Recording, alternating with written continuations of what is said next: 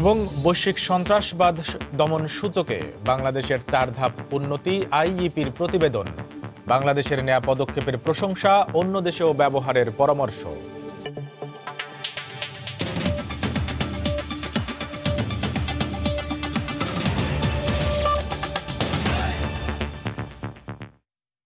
দেখছিলেন শিরোনাম। বাংলার সময়ের সঙ্গে আছি আমি কামরুল হাসান সবুজ। রাজধানী সহ সারা দেশে এক সপ্তাহের ব্যবধানে কেজি প্রতি 3 থেকে 4 টাকা বেড়েছে সব ধরনের চালের দাম। পাইকারি বিক্রেতারা দুষছেন মিল মালিক আর খুচরা ব্যবসায়ীদের। বাজার নিয়ন্ত্রণে সব স্তরে মনিটরিংয়ের দাবি ক্রেতাদের। অগ্রহায়ণে ঘরে ঘরে উঠেছে নতুন ধান। বাজারে চালের কমতি না থাকার কোনো কারণ নেই, কিন্তু দাম কমার বদলে গেল এক সপ্তাহ ধরে বাজারে প্রায় সব ধরনের চালের দামই বাড়ছে। রাজধানীর পাইকারি আড়ত ঘুরে দেখা যায় মিনিকেট প্রতি কেজি বিক্রি হচ্ছে 51 থেকে 52 টাকায়, আটাশ 40 থেকে 42 টাকা, গুটি সন্না 34 থেকে 35 টাকা কেজি দরে। 3 বার বাড়ছে আপনার বস্তায় 150 থেকে 200 টাকা। এখন আমরা কিনতেছি বেশি দামে, তাই আমরা বিক্রিও করতেছি বেশি দামে। তারা ইচ্ছা করেই বাজারটাকে এরকম করতেছে। নির্বাচনের যে ব্যস্ততা ছিল, এই ব্যস্ততার কারণে তারা একটা সুযোগ নিয়ে নিচ্ছে। খুচরা বাজারে গিয়ে দেখা গেল পাইকারির চেয়েও 3 থেকে 4 টাকা বাড়তি দামে বিক্রি হচ্ছে প্রায় সব ধরনের চাল। মিনিকেট প্রতি কেজি বিক্রি হচ্ছে 55 থেকে 56 টাকায়, আটাশ 40 থেকে 44 টাকা, গুটি সন্না 37 থেকে 38 টাকা, আর পাইজাম বিক্রি হচ্ছে 38 থেকে 40 টাকা কেজি দরে। খুচরা বিক্রেতারা বলছেন সীমিত লাভেই ক্রেতাদের কাছে চাল বিক্রি করছেন তারা। এটা কোনো সিন্ডিকেটের কাজ। নতুন সিজন এখন চাইলাম হওয়ার কথা, দাম হওয়ার কথা কম, সে জায়গায় আপনার দাম হঠাৎ করে 3-4 টাকা বেড়ে গেছে। মিল মালিক খুচরা আলাদের বদনাম করে, ওরা 1 টাকা বাড়াইলে মার্কেটে 6 টাকা বাড়ে।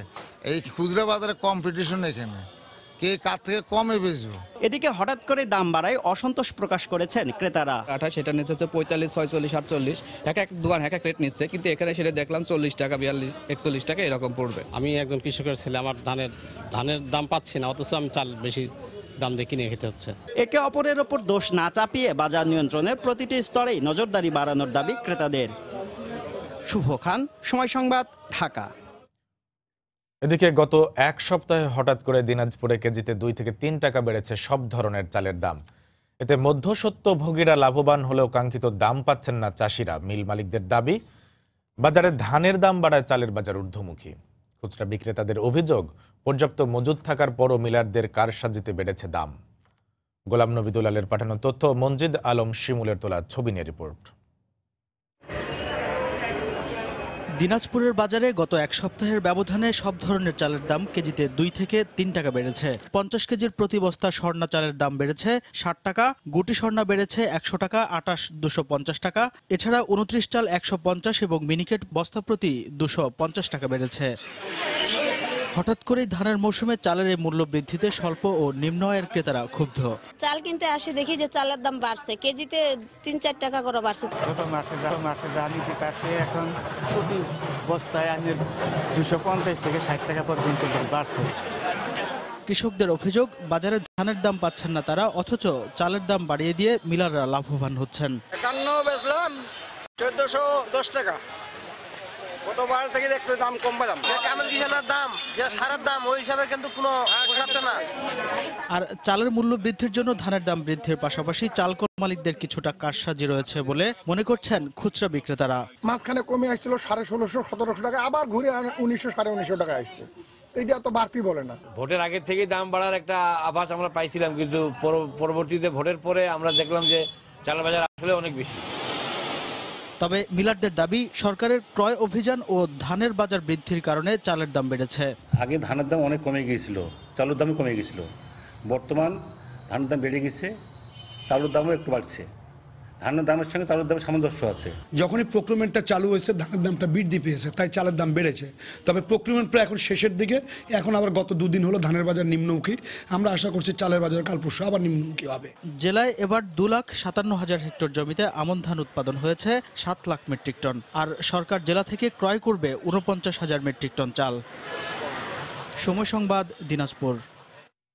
কৃষকের কষ্টে ফলা ধান ক্ষেত থেকে কয়েক দফায় হাত বদলে যায়, চাল হয়ে যায় ভোক্তার কাছে। কিন্তু মধ্যস্বত্বভোগীদের কারসাজিতে কম দামে ধান বেচে কৃষক দিশেহারা হলেও চড়া দামে চাল কিনতে হয় অসহায় ভোক্তাদের। রংপুর অঞ্চলে ধান চালের বাজার নিয়ে শাকিল মাহমুদের ক্যামেরায় রতন সরকারের রিপোর্ট।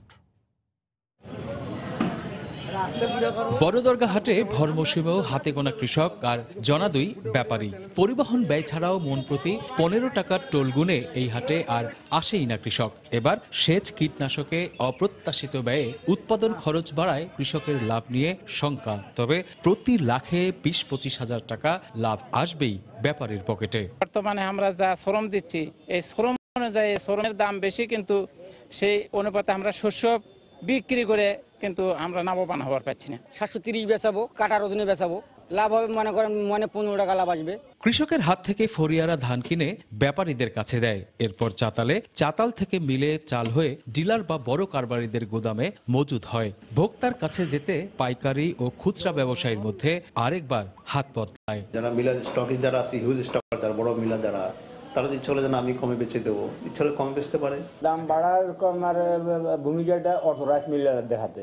আমাদের হাস্কিং মিল তো এখন বলতেই নাই। বিপণন বিভাগের ভরসা মধ্যস্বত্বভোগীদের উপর, চাইলেও ব্যবস্থা নিতে পারে না খাদ্য বিভাগ। এই ভরা মৌসুমে তারা এই ধানের দামটা কমার জন্য তাদের স্টককৃত চাউলটা বাজারে ছেড়ে চালের দামটা সরবরাহ বাজারে বাড়িয়ে দিচ্ছে এবং দামটা চালের দামটা কমাচ্ছে। মিলাররা যদি সঠিকভাবে ধানটি কৃষকের নিকট থেকে ক্রয় করে এবং চাহিদা বেশি প্রদান করে, তাহলে সেই দামটাই অনুপাতিক হারে কৃষকও একটি ভালো দাম পাবে। অভিযোগ আসে যে এমুকের ইয়াটা ডুপ্লিকেট, এমুকের না নিয়ে অন্য আরেকজন নিছে, এই ধরনের যদি প্রমাণক কোনো আসে, এটা সব কর্তৃপক্ষের দেখার এখতিয়ার আছে। ধান চালের ব্যবসা করে মধ্যস্বত্বভোগীরা লাভের পাহাড় গড়ছে, আর উৎপাদন খরচ কোনো মতে উঠিয়ে বছরের পর বছর কৃষকের স্বপ্ন কুড়ে ঘরেই ফিকে হচ্ছে।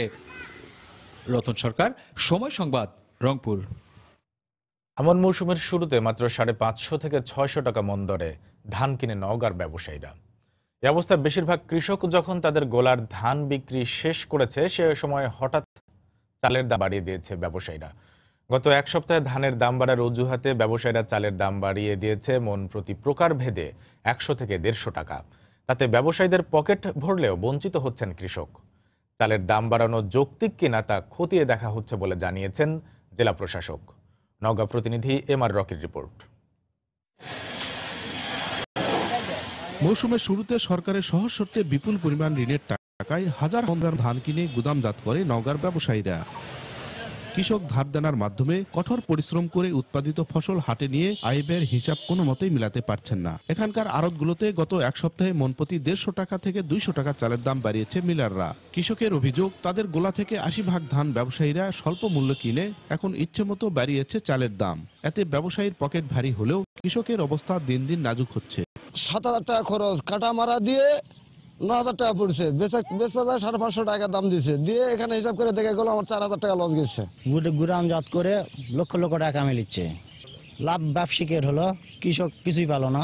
সরকারের নানা সুযোগ সুবিধা নিয়ে ছোট বড় 1000 চাতাল ও রাইস মিল প্রায় 2,500 কোটি টাকার কারবার করেন ব্যবসায়ীরা। মৌসুম এলে এসব ব্যবসায়ীরা একজোট হয়ে কৃষককে ঠকিয়ে নিজেদের মুনাফার পাহাড় গড়ে তোলে বলে অভিযোগ বিশিষ্ট জনদের। এই মিলাররাই ব্যাংকের বিভিন্ন বেসরকারি এবং সরকারি ব্যাংক থেকে বড় অঙ্কের ঋণ নিয়ে অল্প দামে সেই ধানগুলো কিনে তারা গুদাম করে রেখেছিল।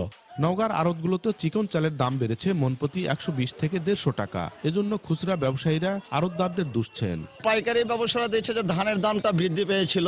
দোষ হয় মিলার সিন্ডিকেট করে, কিন্তু এখন বাস্তবে কোনো মিলের চাউল নেই, ধান তাদের কাঁচামাল হিসাবে থাকে, কিন্তু কারো মিলত যায় দেখবেন না যে 10 গাড়ি চাউল আছে। অবশ্য জেলা প্রশাসন বলছে, চালের দাম বৃদ্ধির কারণ খতিয়ে দেখে কোনো কারসাজি হলে ব্যবসায়ীদের বিরুদ্ধে ব্যবস্থা নেওয়া হবে। নিয়মিত তাদের সাথে যোগাযোগ রাখছি এবং যাতে কোনোভাবেই জনগণের দুর্ভোগ সৃষ্টি না হয় সে ব্যাপারে আমরা সজাগ আছি। জেলা কৃষি বিভাগের তথ্য মতে গেল আমন মৌসুমে 2,05,000 হেক্টর জমিতে 7.5 লাখ মেট্রিক টন চাল উৎপাদন হয়েছে। এমআর রকি, সময় সংবাদ, নওগাঁ। চালকল মালিক ও সংশ্লিষ্ট ব্যবসায়ীদের সঙ্গে আলোচনা সফল হওয়ায় এক সপ্তাহের মধ্যেই চালের দাম কমে আসবে বলে আশা প্রকাশ করেছেন বাণিজ্যমন্ত্রী টিপু মুনশি। গতকাল দুপুরে গোপালগঞ্জে বঙ্গবন্ধু শেখ মুজিবুর রহমানের সমাধিতে শ্রদ্ধা নিবেদন শেষে সাংবাদিকদের প্রশ্নের জবাবে তিনি একথা বলেন। নির্বাচনের জন্য মাঝখানে 2-3 দিনের ট্রান্সপোর্টের সমস্যা ছিল। গতকালকে আমি এবং খাদ্যমন্ত্রী দুইজনই মিলে এই ট্রেডে যারা আছে, মিল মালিক, আড়তদার, তাদের সবার সাথে কথা বলেছি। তারা কথা দিয়েছে যে এই সপ্তাহখানেকের মধ্যে এটা কমে আসবে। একাদশ জাতীয় সংসদ নির্বাচনে আসন ভিত্তিক অনিয়মের অভিযোগের তথ্যপাত্র দলের কেন্দ্রীয় কার্যালয়ে জমা দিচ্ছেন বিএনপির প্রার্থীরা। নির্বাচনী ট্রাইব্যুনালে মামলার প্রক্রিয়ার অংশ হিসেবে প্রার্থীদের কাছে তথ্য চেয়ে চিঠি দেওয়ার পরই এই তথ্য জমা নেওয়া হচ্ছে বলে জানিয়েছে দলটি। খুব শিগগিরই মামলা করা হবে বলেও জানান নেতারা। নানা অনিয়ম, কারচুপি ও সহিংসতার অভিযোগে গত ৩০শে ডিসেম্বর অনুষ্ঠিত একাদশ জাতীয় সংসদ নির্বাচন প্রত্যাখ্যান করে বিএনপি এবং ঐক্যফ্রন্ট। ফলাফল আমরা প্রত্যাখ্যান করছি। এরপর গত ৩রা জানুয়ারি দল ও জোটের প্রার্থীদের ঢাকায় ডেকে অনিয়ম ও কারচুপির আসনভিত্তিক তথ্য চায় বিএনপি। একই সঙ্গে দেয়া হয় চিঠি। তারই প্রেক্ষিতে তথ্য উপাত্ত জমা দিতে শুরু করেন বিএনপি, ২০ দল ও ঐক্যফ্রন্টের প্রার্থীরা। এ পর্যন্ত ৩০০ আসনের বিপরীতে ১২০ জন প্রার্থী অনিয়মের বিষয়ে যথাযথ ব্যবস্থা নেওয়ার অনুরোধ জানিয়ে দলের কেন্দ্রীয় কার্যালয়ে তথ্য জমা দিয়েছেন। নির্বাচনের পূর্ব থেকে নির্বাচনের দিন এবং পরবর্তী সময়ে যে সমস্ত ধ্বংসাত্মক কাজ, সন্ত্রাস চালানো হয়েছে, নির্যাতন চালানো হয়েছে এবং যে সমস্ত মামলা মোকদ্দমা করেছে সেই সব মামলা মোকদ্দমার তথ্য আমাদের কাছে চাওয়া হয়েছে। আমরা সেই সমস্ত তথ্য উপাত্ত সংগ্রহ করেছি। বিএনপির স্থায়ী কমিটির সদস্য আমির খসরু মাহমুদ চৌধুরী জানান, এসব তথ্য সংগ্রহ করে আদালতের শরণাপন্ন হওয়ার পাশাপাশি দেশি বিদেশি গণমাধ্যম এবং কূটনীতিকদের কাছে চূড়ান্ত প্রতিবেদন তুলে ধরা হবে। মামলা করতে গেলেও তো তথ্যপাত্র প্রয়োজনীয়তা আছে। কূটনৈতিক গণমাধ্যম, দেশের মানুষ সবাই জানা আছে এখানে কি হয়েছে। কথা হচ্ছে এটা তো এই বিষয়গুলো তো ডকুমেন্টেড করার প্রয়োজনীয়তা আছে এবং এটা ইতিহাসের জন্য লাগবে, এটা বিশ্লেষণের জন্য লাগবে এবং এগুলোর উপর জাতিকে ভাবতে হবে এগুলো থেকে বেরিয়ে আসার জন্য কি করা দরকার। নির্বাচনে নানা অনিয়মের অভিযোগ তুলে ও একাদশ জাতীয় সংসদ নির্বাচন বাতিলের আবেদন জানিয়ে উচ্চ আদালতে শিগগিরই মামলা করা হবে বলে জানান বিএনপির আইনজীবী ব্যারিস্টার মাহবুব উদ্দিন খোকন। যিনি নির্বাচিত হয়েছেন তিনি আইন অনুযায়ী হয়নি, আইনসঙ্গত হননি, তার নির্বাচনটা বাতিল করে যিনি আবেদন করেছেন তাকে মেম্বার অফ পার্লামেন্টে ঘোষণা দেওয়া হোক। আর থার্ড যেটা হলো যে তৃতীয় যেটা উনি পুরো নির্বাচনটা বাতিল যেতে পারেন, নতুন তফসিল ঘোষণার দাবি করতে পারেন। এই হল রিলিফ। তো যেহেতু দলের সিদ্ধান্ত হয়েছে নিয়ম অনুযায়ী খুব শীঘ্রই হয়। নিরপেক্ষ নির্বাচন কমিশন ও নির্দলীয় সরকারের অধীনে আবারও নির্বাচনের দাবি জানানো হবে বলেও জানান বিএনপির নেতারা। আহমেদ সালেহীন, সময় সংবাদ, ঢাকা। নির্বাচন নিয়ে ঐক্যফ্রন্টের জাতীয় সংলাপের দাবি হাস্যকর বলে উড়িয়ে দিয়েছেন আওয়ামী লীগের সাধারণ সম্পাদক এবং সড়ক পরিবহন ও সেতুমন্ত্রী ওবায়দুল কাদের। নির্বাচনকে প্রশ্নবিদ্ধ করার অপচেষ্টা না করে বিএনপি ও ঐক্যফ্রন্টকে সংসদে এসে আলোচনার আহ্বান জানান তিনি। শিল্পমন্ত্রীর দাবি, খুব শিগগিরই বিএনপি জনবিচ্ছিন্ন হয়ে যাবে। গতকাল দুপুরে আলাদা অনুষ্ঠানে বক্তব্য রাখেন তারা। আমরা আশা করেছিলাম একাদশ জাতীয় সংসদ নির্বাচনে অনিয়মের অভিযোগ তুলে নির্বাচনী ট্রাইব্যুনালে মামলা ও জাতীয় সংলাপের সিদ্ধান্ত নিয়েছে জাতীয় ঐক্যফ্রন্ট। সকালে গাজীপুরের চন্দ্রামোড়ে ফ্লাইওভার ও রাস্তার কাজের অগ্রগতি পরিদর্শন শেষে ঐক্যফ্রন্টের সিদ্ধান্তের বিষয়ে জানতে চাইলে আওয়ামী লীগের সাধারণ সম্পাদক ওবায়দুল কাদের বলেন, নির্বাচন প্রশ্নবিদ্ধ করার অপচেষ্টা করছে বিএনপি।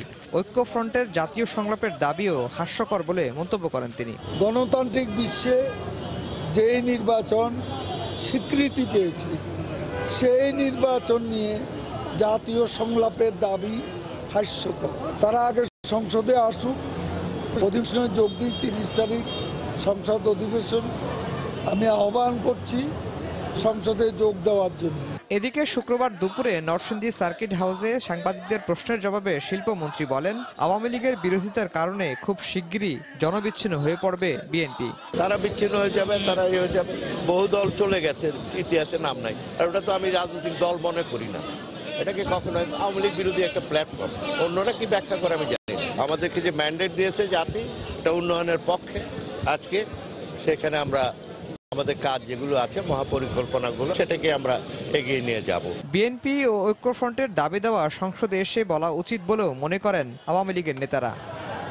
আফজাল হোসেন, সময় সংবাদ, ঢাকা। বিএনপি ঐক্যফ্রন্ট ভোটারদের কাছে প্রত্যাখ্যাত হয়ে বিদেশি প্রভুদের কাছে সাহায্য চাইছে বলে গতরাতে নিজের ভেরিফাইড ফেসবুক পেজে এক পোস্টে লিখেছেন প্রধানমন্ত্রীর তথ্য ও প্রযুক্তি বিষয়ক উপদেষ্টা সজীব ওয়াজেদ জয়। নির্বাচনকে মিথ্যা প্রমাণ করতে বিএনপি ঐক্যফ্রন্ট লবিং করছে বলেও মন্তব্য করেন তিনি। জয় বলেন, গত এক দশকে এটিই ছিল সম্পূর্ণ অংশগ্রহণমূলক নির্বাচন। তিনি বলেন, একাদশ জাতীয় সংসদ নির্বাচনে এখন পর্যন্ত কেউ কোনো কারচুপির প্রমাণ দেখাতে পারেননি। এর মাধ্যমে প্রমাণিত নির্বাচন সুষ্ঠু হয়েছে। সাধারণ মানুষ শেখ হাসিনার দক্ষ নেতৃত্বের প্রতি আস্থা রেখে আওয়ামী লীগকে ভোট দিয়েছে বলেও মন্তব্য করেন তিনি। প্রধানমন্ত্রী শেখ হাসিনা, শেখ রেহানা, রাদওয়ান মুজিব সিদ্দিক ও সাইমা ওয়াজেদ পুতুলের নামে ভুয়া ফেসবুক অ্যাকাউন্ট থেকে মিথ্যা, বানোয়াট ও বিভ্রান্তিমূলক তথ্য প্রচার করা হচ্ছে বলে আওয়ামী লীগের পক্ষ থেকে জানানো হয়েছে। গতকাল সন্ধ্যায় দলের পক্ষ থেকে পাঠানো এক প্রেস বিজ্ঞপ্তিতে এ তথ্য জানানো হয়। আওয়ামী লীগের দপ্তর সম্পাদক আব্দুস সোবহান গোলাপের সই করা ওই প্রেস বিজ্ঞপ্তিতে জানানো হয়, প্রধানমন্ত্রীর তথ্য ও প্রযুক্তি বিষয়ক উপদেষ্টা সজীব ওয়াজেদ জয় ও শেখ রেহানার ছেলে সিআরআই এর ট্রাস্টি রাদওয়ান মুজিব সিদ্দিকের অফিসিয়াল ফেসবুক আইডি রয়েছে। এর বাইরে প্রধানমন্ত্রী শেখ হাসিনা, শেখ রেহানা ও সাইমা ওয়াজেদ পুতুলের কারোরই ফেসবুক পেজ নেই। তাদের নামে পরিচালিত পেজগুলো আনঅফিসিয়াল ঘোষণা করা না হলে আইনগত ব্যবস্থা নেওয়ার কথাও উল্লেখ করা হয় প্রেস বিজ্ঞপ্তিতে। বৈশ্বিক সন্ত্রাসবাদ দমন সূচকে 4 ধাপ উন্নতি করেছে বাংলাদেশ। সার্বিকভাবে দক্ষিণ এশিয়ার অবস্থা গেলবারের চেয়ে খারাপ হলেও ভালো অবস্থানে রয়েছে বাংলাদেশ। এছাড়া নেপাল, ভুটান ও শ্রীলঙ্কার উন্নতি হয়েছে সূচকে। অন্যদিকে আফগানিস্তান, পাকিস্তান ও ভারতের অবস্থার আরও অবনমন ঘটেছে। অস্ট্রেলিয়া ভিত্তিক গবেষণা প্রতিষ্ঠান institute for economic and piece এর প্রকাশিত প্রতিবেদনে বলা হয়, সন্ত্রাসবাদ সূচকে 10-এর মধ্যে 5.69 পয়েন্ট নিয়ে এবার 4 ধাপ উন্নতি ঘটেছে বাংলাদেশের। 163টি দেশের মধ্যে বাংলাদেশের অবস্থান 25তম, যেখানে গত বছর 21তম অবস্থানে ছিল বাংলাদেশ। 9.74 পয়েন্ট নিয়ে তালিকার শীর্ষে রয়েছে ইরাক, অর্থাৎ বিশ্বের সবচেয়ে সন্ত্রাসপ্রবণ মধ্যপ্রাচ্যের এই দেশটি। প্রতিবেদনটিতে রাষ্ট্রীয় নিরাপত্তা নিশ্চিতের জন্য বৈশ্বিক বিনিয়োগের উপর গুরুত্ব আরোপ করে এক্ষেত্রে উদাহরণ হিসেবে বাংলাদেশের সহিংস চরমপন্থা দমনের পদক্ষেপগুলোর কথা উল্লেখ করা হয়েছে।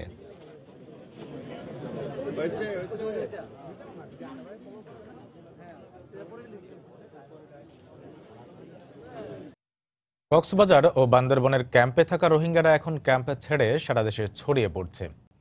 আইনশৃঙ্খলা রক্ষা বাহিনীর 3 স্তরের চেকপোস্ট থাকার পরও কোনোভাবেই আটকে রাখা যাচ্ছে না তাদের। এতে স্থানীয় ও জাতীয় নিরাপত্তা হুমকির মুখে পড়ছে বলে দাবি সুশীল সমাজের।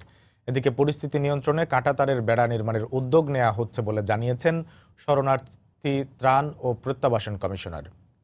সুজাউদ্দিন রুবেলের তথ্য, মোহাম্মদ ফরাজের ছবি নিয়ে রিপোর্ট। 11 লাখ রোহিঙ্গার বসবাস কক্সবাজারের উখিয়া ও টেকনাফ উপজেলায়। মিয়ানমার থেকে পালিয়ে এসে গত 16 মাস ধরে থাকছে 6000 একরের বেশি বনভূমির 30টি ক্যাম্পে। 11 লাখ রোহিঙ্গার বসবাস কক্সবাজারের উখিয়া ও টেকনাফ উপজেলায়। মিয়ানমার থেকে পালিয়ে এসে গত 16 মাস ধরে থাকছে 6000 একরের বেশি বনভূমির 30টি ক্যাম্পে। কিন্তু এসব ক্যাম্পে নেই কোনো কাঁটাতারের বেড়া কিংবা সীমানা প্রাচীর, ফলে অবাধে চলাফেরা করছে রোহিঙ্গারা। সময় যতই গড়াচ্ছে, সেনাবাহিনী, বিজিবি ও পুলিশের চেকপোস্ট পেরিয়ে রোহিঙ্গারা নানা উপায়ে ক্যাম্প ছেড়ে বাইরে চলে যাওয়ার চেষ্টা করছে। স্থানীয়দের দাবি, রোহিঙ্গারা ক্যাম্প ছেড়ে বাইরে আসতে পারায় নানা সমস্যার সম্মুখীন হচ্ছেন তারা। নানাভাবে কৌশলে তারা ক্যাম্পের মধ্যে থাকে না, শহরের জীবনে একটা প্রভাব বিস্তার করতেছে। বাংলাদেশি ফাস্টফুড ব্যবহার করে তারা বিদেশে চলে যাচ্ছে। কাঁটাতারের বেড়া কিংবা সীমানা প্রাচীরের মাধ্যমে রোহিঙ্গাদের ক্যাম্পে রাখার দাবি সুশীল সমাজের। তা না হলে স্থানীয় ও জাতীয় নিরাপত্তা হুমকির মুখে পড়বে। আমরা দাবি করব, কক্সবাজারে যে রোহিঙ্গারা রয়েছে তাদেরকেও কাঁটাতারের বেড়ার মধ্যে রেখে কঠোর নজরদারির মধ্যে রাখার জন্য। তবে শরণার্থী ত্রাণ ও প্রত্যাবাসন কমিশনার জানালেন, রোহিঙ্গাদের নির্দিষ্ট গণ্ডির ভেতরে রাখতে কাঁটাতারের বেড়া নির্মাণের উদ্যোগ নেওয়া হচ্ছে। সরকারের তরফ থেকে একটি নির্দেশনা আছে কাঁটাতারের বেড়া দেওয়ার একটা, সে ব্যাপারে আমরা প্রাক্কলন তৈরির জন্য কাজ করছি এখন। পুলিশের দেয়া তথ্য মতে গত 16 মাসে দেশের বিভিন্ন স্থান থেকে 58,361 জন রোহিঙ্গাকে উদ্ধার করে ক্যাম্পে পাঠিয়েছে পুলিশ। আর এসব কাজে সহযোগিতা করায় 536 জন দালালকে আটক করা হয়েছে। সময় সংবাদ, কক্সবাজার। কুষ্টিয়ায় কিশোরী ফুটবলারকে ধর্ষণ মামলায় অভিযুক্ত নয়নকে গ্রেফতার করেছে পুলিশ। বৃহস্পতিবার রাতে জেলা শহর থেকে তাকে গ্রেফতার করা হয়। মামলার বিবরণে জানা যায়, বেশ কিছুদিন ধরে ওই কিশোরী ফুটবলার ও 9ম শ্রেণীর ছাত্রীকে উত্ত্যক্ত করে আসছিল স্থানীয় বকাঠি নয়ন। এর জেরেই গত 9 ডিসেম্বর রাতে ওই কিশোরীর ঘরে প্রবেশ করে ধর্ষণ করে সে। বিষয়টি নিয়ে স্থানীয়ভাবে সমাধানের চেষ্টা চলে মাসখানেক ধরে। পরে গত 10ই জানুয়ারি কুষ্টিয়া সদর থানায় মামলা করে নির্যাতিতার পরিবার। এ ঘটনায় অভিযান চালিয়ে অভিযুক্ত নয়নকে গ্রেফতারের পর থানা হাজতে রাখা হয়েছে। এদিকে জেলা সদর হাসপাতালে নির্যাতিতার শারীরিক পরীক্ষা সম্পন্ন হয়েছে বলে জানায় পুলিশ।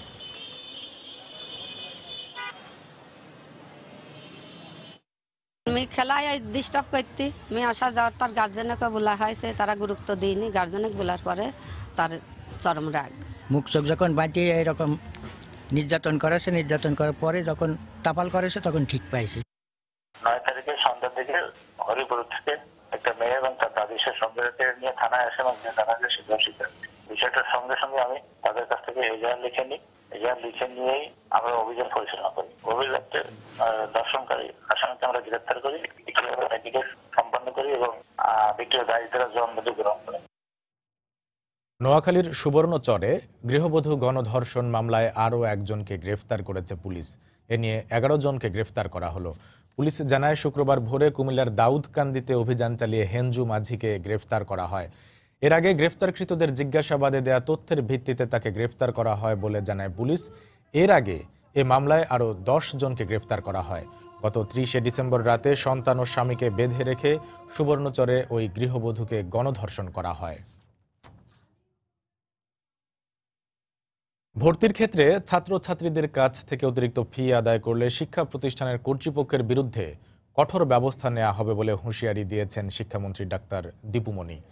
গতকাল দুপুরে চাঁদপুরের নিজ নির্বাচনী এলাকায় দলীয় নেতাকর্মীদের সঙ্গে শুভেচ্ছা বিনিময় শেষে সাংবাদিকদের একথা বলেন তিনি।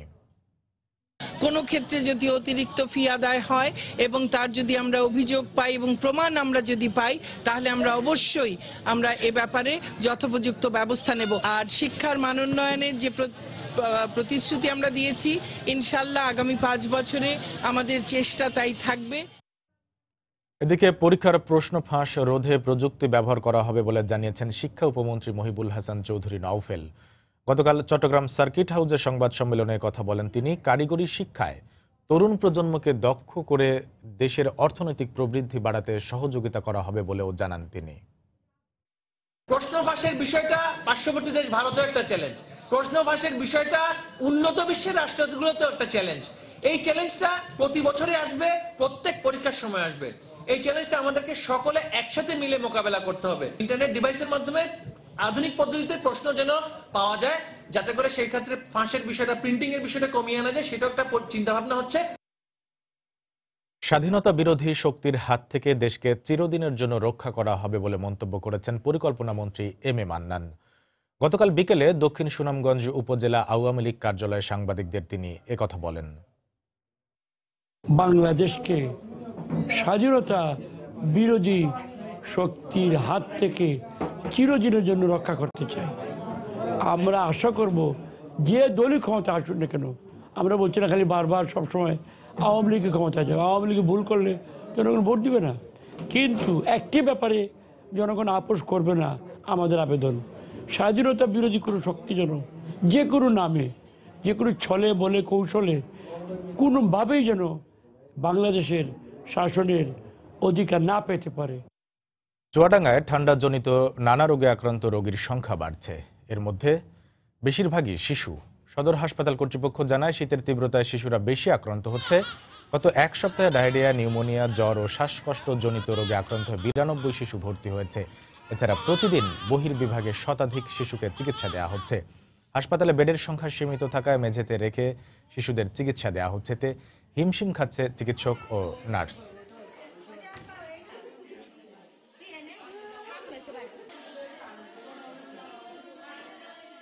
আমার মায়ের ডায়রিয়া হয়েছে, চুয়াডাঙ্গা সদর হাসপাতালে ভর্তি আছে। ওয়ার্ডে জায়গা না থাকায় বারান্দার ভিতরে আমাদেরকে দিয়েছে। এখানে শীতে অনেক কষ্ট হচ্ছে। থেকে 6 মাস পর্যন্ত শুধুমাত্র মায়ের বুকের দুধ খাওয়ান, 6 মাসের পর থেকে বুকের দুধের পাশাপাশি বাড়তি খাবার দিন। শিশুকে পরিষ্কার পরিচ্ছন্ন করে যত্ন করে রাখুন। বিশ্বের দীর্ঘতম সমুদ্র সৈকতের শহর কক্সবাজার এখন পর্যটকের সরগরম। সকাল থেকে বিকেল পর্যন্ত সৈকতে আনন্দ আর হৈ হুল্লোড়ে সময় কাটানোর পর সন্ধ্যায় তারা ভিড় করছেন বার্মিজ মার্কেটগুলোতে। নির্বাচনের পর নতুন বছরের শুরুতেই পর্যটকদের আনাগোনা বাড়ায় খুশি ব্যবসায়ীরা। সুজাউদ্দিন রুবেলের তথ্য, মোহাম্মদ ফরাজের ছবি নিয়ে রিপোর্ট। সমুদ্র সৈকতের সুগন্ধা পয়েন্ট, এই পয়েন্ট থেকে দীর্ঘ 1 কিলোমিটার লাবণী পয়েন্ট পর্যন্ত পর্যটকে কানায় কানায় ভরা পুরো সৈকত তীর। শুধু এই দুটি পয়েন্ট নয়, সৈকতের শৈবাল, সিগাল ও কলাতলি পয়েন্টেও একই অবস্থা। বছরের শুরুতেই দেশের বিভিন্ন প্রান্ত থেকে ছুটে আসা পর্যটকরা মেতে উঠেছেন আনন্দ আর হই হুল্লোড়ে। সকাল থেকে বিকেল পর্যন্ত পরিবার পরিজন নিয়ে সৈকতে নীল জলরাশিতে গা ভাসানো, দৌড়াদৌড়ি, জেট স্কিতে ভ্রমণ ও ছবি তুলে দারুণ সময় পার করছেন তারা। প্রথমবার এসেছি, তাই আমার আম্মু আব্বুর সাথে অনেকদিন কাটাচ্ছি, মজাই লাগছে। সানি ডে, আমার বাবু খুব এনজয় করছে, এই কারণে আমরাও এনজয় করছি আর কি। ইউএস থেকে আমরা আসছি 1 মাসের জন্য, তাই ফ্যামিলির সাথে মজা করতেছি এখানে। সন্ধ্যার পর পর্যটকরা ছুটছেন শহরের বার্মিজ মার্কেটগুলোতে। এতে দারুণ খুশি বার্মিজ মার্কেটের দোকানিরাও। বার্মিজ মার্কেট আসে মাগরিবের পর আর কি, সন্ধ্যার পরে। এখানেও মোটামুটি হচ্ছে এখন ব্যবসা। আমাদের ডেইলি 20-50 টাকার মধ্যে ডেইলি সেল হয়, তাহলে আমরা সন্তুষ্ট। পাশাপাশি ব্যস্ত সময় পার করছেন হোটেল, মোটেল ও রিসোর্ট ব্যবসায়ীরাও। ভালো গেস্ট আসতেছে, মোটামুটি আমরা রিভিউগুলো ভালো পাইতেছি, মোটামুটি বুকিংগুলো অনেকগুলো আসতেছে। আশা করছি যারা আসবে তারা কিন্তু কক্সবাজারে এসে কক্সবাজারটাকে খুব ভালো উপভোগ করতে পারবে। কক্সবাজারে পর্যটক আগমনের সংখ্যা বাড়তে থাকায় পর্যটন স্পটগুলোতে সার্বক্ষণিক নিরাপত্তা ব্যবস্থা জোরদার করা হয়েছে বলে জানালেন টুরিস্ট পুলিশ। বিভিন্ন পয়েন্টে আমাদের হেল্প ডেস্ক স্থাপন করা হয়েছে। 24 ঘন্টা আমাদের ডিউটি আছে, আমাদের লোকজন আছে পর্যটকদের সহযোগিতা করার জন্য, নিরাপত্তা প্রদানের জন্য। কক্সবাজার সমুদ্র সৈকত ছাড়াও প্রবালদ্বীপ, সেন্ট মার্টিন, পাথুরে সৈকত, ইনানি, হিমছড়ি, দরিয়ানগর, মহেশখালী ও রামো বৌদ্ধ বিহারে ঘুরে বেড়াচ্ছেন পর্যটকরা। সময় সংবাদ, কক্সবাজার। অতিথি পাখির কলকাকলিতে মুখর ভোলার উপকূলীয় চরাঞ্চলগুলো। কুয়াশার চাদরে ঢাকা সকাল বিকেল পাখির কিচিরমিচির, উড়ে বেড়ানো আর জলকেলি দর্শনার্থীদের মন ছুঁয়ে যায়। শীত মৌসুমে পাখির বিচরণ ভূমিকে অভয়াশ্রম ঘোষণার দাবি পরিবেশ কর্মীদের। নাসিরুদ্দিন লিটনের তথ্য, উৎপল দেবনাথের ছবি নিয়ে রিপোর্ট।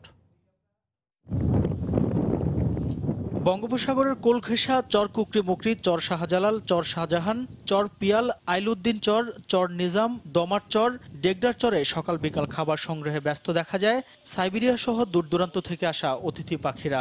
বড় বিপদে পড়লে আশ্রয় নেয় পার্শ্ববর্তী ম্যানগ্রোভ বনে। শীত থেকে রক্ষা আর খাবারের সন্ধানে নিজ আবাসস্থল ছেড়ে আসা এসব অতিথিদের চরণভূমি কমে যাচ্ছে জনসংখ্যা বৃদ্ধির কারণে। পাখি পর্যবেক্ষণ সংগঠনের মতে শীত মৌসুমে বাংলাদেশে আসা অতিথি পাখির অর্ধেকে আসে ভোলা উপকূলে। আমরা যারা পর্যটক আছি তারা এই পাখিগুলো দেখে অনেক মুগ্ধ হই। পাখিগুলো দেখতে তো খুব সুন্দর এবং খুব আনন্দ পাওয়া যায় পাখিগুলো দেখে, পরিবেশও খুব সুন্দর। পায়রা দিয়ে রাখি, কেউ মারতে দেয় না, বিভিন্ন লোক আসা পাখি দেখে খুব আনন্দ পায়। দেশের অন্যান্য অঞ্চলের চেয়ে ভোলার উপকূলীয় এলাকা অতিথি পাখি নিরাপদে আছে দাবি করে এই জনপ্রতিনিধি বলেন, এদের কারণে এখানে পর্যটনের অপার সম্ভাবনা সৃষ্টি হয়েছে। বিভিন্ন বাজারগুলোতে এবং বিভিন্ন হোটেল রেস্টুরেন্ট স্থানগুলোতে আমি বিভিন্ন লিফলেট বিতরণ করি, যাতে কেউ অতিথি পাখি আমাদের বন্ধু, তারা আমাদের পরিবেশের ভারসাম্য রক্ষা করে এবং তাদের কারণে আজকে আমার এই কুকটি ফেমাস যে পর্যটকরা আসছে। আর পাখি ধরা বন্ধ ও অতিথিদের অবাধ বিচরণ নিশ্চিত করতে নিরাপত্তা বাড়ানোর কথা জানালেন বন বিভাগের এই কর্মকর্তা। অতিথি পাখি কেউ যাতে শিকার না করতে পারে বা কেউ যেন ডিস্টার্ব না করতে পারে, এই জন্য আমরা প্রতিটা রেঞ্জে একটা করে টহল টিম গঠন করেছি। বিভিন্ন সংস্থার তথ্য মতে এবছর 20টি চরে 88 প্রজাতির প্রায় 62,000 পাখি দেখা গেছে। এর মধ্যে দেশি পাখি 31 প্রজাতির ও 57 প্রজাতির পরিযায়ী পাখি রয়েছে। সময় সংবাদ, ভোলা। নওগাঁয় ট্রাক চাপায় এক কলেজ ছাত্র নিহত হয়েছেন, আহত হয়েছেন আরও একজন। পুলিশ জানায় গতকাল বিকেলে মহাদেবপুর নওগাঁ আঞ্চলিক সড়কে মহাদেবপুরের আখের মোড় এলাকায় একটি ট্রাক মোটরসাইকেল আরোহী কলেজ ছাত্র রাশেদকে চাপা দেয়। এতে ঘটনাস্থলেই তার মৃত্যু হয়। এ ঘটনায় আহত হন আরও একজন। পরে তাকে উদ্ধার করে উপজেলা স্বাস্থ্য কমপ্লেক্সে ভর্তি করা হয়। নানা আয়োজনে শেরপুরে 250 বছরের ঐতিহ্যবাহী পৌষ মেলা অনুষ্ঠিত হয়েছে। পৌষ মাসের শেষ দিন নবীনগর এলাকায় এ মেলার আয়োজন করা হয়। মেলাকে কেন্দ্র করে এলাকায় উৎসবের আমেজ বিরাজ করে। গ্রাম বাংলার ঐতিহ্যবাহী ঘোড়দৌড় প্রতিযোগিতা, গাঙ্গি খেলা ও সাইকেল রেসের আয়োজন করা হয়। মেলায় বিভিন্ন পণ্য, খেলনার দোকান সহ হরেক রকমের খাবারের দোকানে ভিড় করেন দর্শনার্থীরা।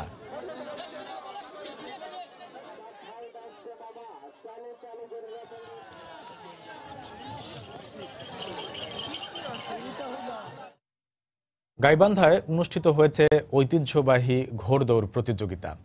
এ উপলক্ষে নানা বয়সী মানুষ মেতে ওঠেন উচ্ছ্বাস আনন্দে। নতুন প্রজন্মের মাঝে ঐতিহ্যবাহী এই খেলার পরিচিতি তুলে ধরতেই এমন আয়োজন বলে জানান আয়োজকরা।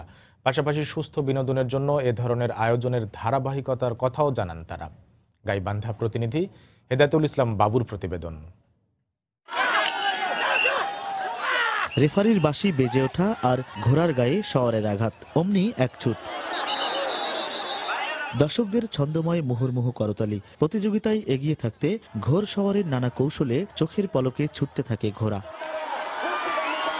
তবে সবাইকে ছাপিয়ে এই ঘোড় দৌড়ে আকর্ষণের কেন্দ্রে থাকা শিশু ঘোড়সওয়ারের বিজয়ের উচ্ছ্বাস ছিল অন্যরকম। প্রথম এই মাঠে খেলতেছি, আমি এবারকার প্রথমে দ্বিতীয় রাউন্ডে সেকেন্ড টিকছি। গত 3 বছর থেকে আমি ঘোড়া খেলা খেলতে আসছি, এবার আজকে আমি ফার্স্ট হচ্ছি, আমার বড় আনন্দ লাগছে। আমি আরো চেষ্টা করবো, আমি যেন আরো ঘোড়া খেলতে পারি। প্রথমে এবার দেখলাম অনেক ভালো লাগতেছে, তারপর অনেক মানুষজন আসছে, অনেক ভালো লাগতেছে। এক একটা ঘোড়া এক একটাকে ওভারটেক করে দৌড়াচ্ছে, দেখতে ভালো লাগতেছে, খুব ভালো লাগে। প্রতি বছরই এটা হয়, আমাদের খুব ভালো লাগে।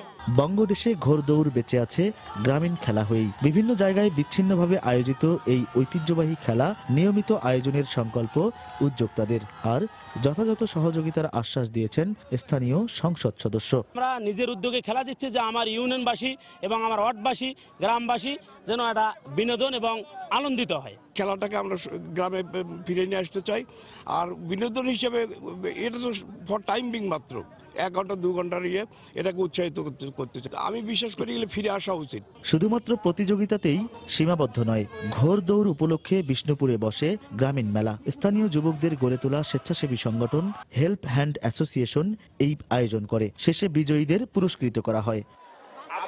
হেদায়েতুল ইসলাম বাবু, সময় সংবাদ, গাইবান্ধা। বাংলার সময়ের শীর্ষ সংবাদ জানিয়ে দিচ্ছি আরেকবার।